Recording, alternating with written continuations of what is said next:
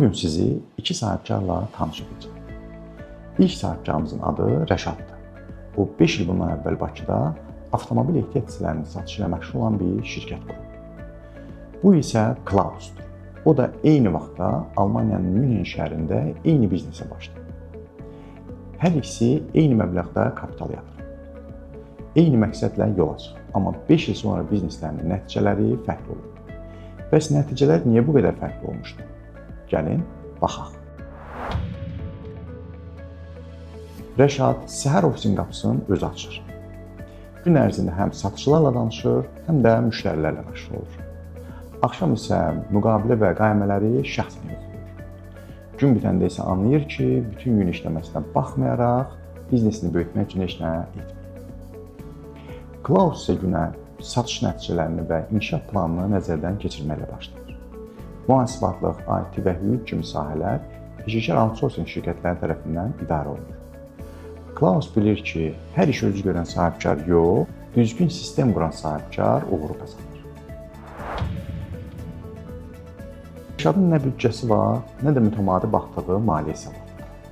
Hesabat deyiləndə də ağlına ilk gələn şey vergi bəyannamələrdir. Onun üçün mühasibatlıq, biznesi idarə etmək üçün bir vasitə yox, sadəcə vergi öhdəliklərini yerinə yetirmək üçündür.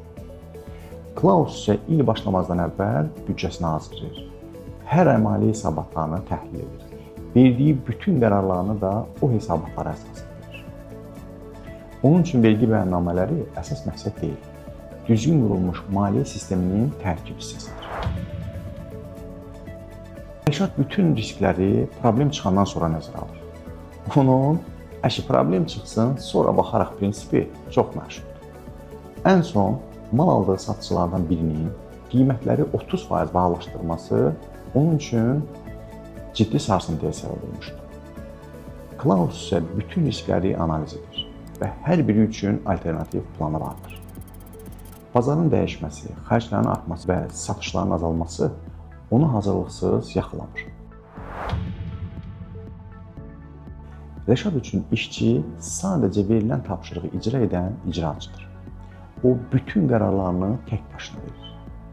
Komandanın fikrini almağı lazım bilmir. Ona görə də işçilər təşəbbüs göstərməkdən çəkinir və veriləcək növbəti tapşırığı gözləyirlər.